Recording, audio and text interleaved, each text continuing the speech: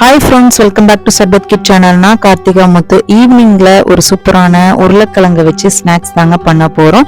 Taste wise ரொம்ப சூப்பரா இருக்கும். கண்டிப்பா ஒரு டைம் நீங்க ட்ரை பண்ணுங்க. இப்போ இந்த ஸ்நாக்ஸ் செய்யறதுக்கு முன்னாடி நம்ம சேனலை மறக்காம சப்ஸ்கிரைப் பண்ணி சப்போர்ட் பண்ணிக்கோங்க. கூடவே பெல் ஐக்கானையும் கிளிக் பண்ணிக்கோங்க. இப்போ வாங்க வீடியோக்குள்ள போலாம். உருளைக்கிழங்கு ஸ்நாக்ஸ் பண்றதுக்கு நான் இன்னைக்கு 3 உருளைக்கிழங்கு எடுத்திருக்கேங்க. இது வந்து 2 பீசஸா கட் பண்ணிக்கோங்க. கட் பண்ணிட்டு அடுப்பு பத்த வச்சு ஒரு குக்கரை வச்சுக்கோங்க. அதுல நம்ம கட் பண்ணி வச்சிருந்த உருளைக்கிழங்க போட்டுட்டு மூடி போட்டுட்டு ஒரு 2 விசில் விட்டு எடுத்துக்கலாங்க.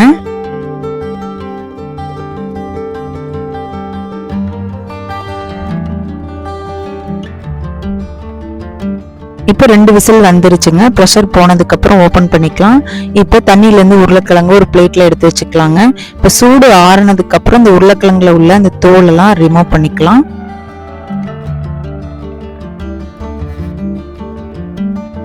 இப்போ உருளைக்கிழங்குல இருக்கிற தோல் எல்லாம் எடுத்தாச்சுங்க. இப்போ ஒரு மிக்சிங் பவுல் எடுத்துக்கோங்க. அதுல நம்ம உரிச்சு வச்சிருந்த உருளைக்கிழங்க போட்டுக்கலாங்க.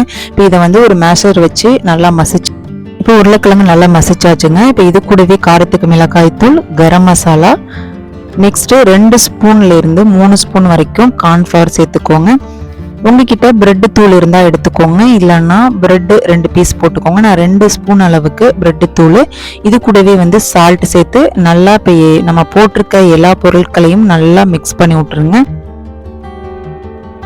இப்போ இந்த உருளைக்கிழங்கு ஒரு சப்பாத்தி மாவு பதத்துக்கு நல்லா மிக்ஸ் பண்ணி எடுத்து வச்சிருக்கோங்க. இப்போ இது ஒரு சைடு இருக்கட்டும். ஒரு பிளேட் எடுத்துக்கோங்க, இல்லைன்னா சப்பாத்தி கட்டையை எடுத்துக்கிட்டுங்க. லைட்டாக மைதா மாவு போட்டுக்கிட்டு இந்த மாதிரி நம்ம ஒரு ரோல் மாதிரி நம்ம உருட்டிக்கலாங்க. உருட்டிட்டு இந்த மாதிரி சின்ன சின்ன பீசஸாக கட் பண்ணிக்கலாம்.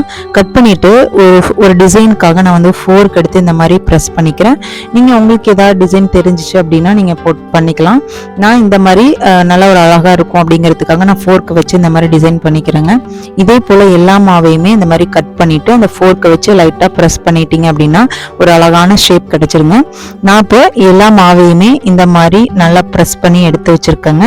இப்போ இது ஒரு சைடு இருக்கட்டும். நெக்ஸ்ட் அடுப்பை பற்ற வச்சு ஒரு கடாயை வச்சுக்கோங்க. கடாயில எண்ணெய் ஊற்றி எண்ணெய் நல்லா சூடு வந்ததுக்கு அப்புறம் நம்ம எடுத்து வச்சிருந்த அந்த உருளைக்கிழங்கு அந்த டோவை வந்து எந்த அளவுக்கு எண்ணெயில போட முடியுமோ அந்த அளவுக்கு போட்டுக்கோங்க. நான் ஒரு 5 to 6 பீஸ் அளவுக்கு நான் போட்டுக்கிறேங்க. இப்போ இந்த உருளைக்கிழங்கு வந்து மிதமான தீயில நல்லா 2 சைடுமே ஃப்ரை பண்ணி எடுத்துக்கலாங்க.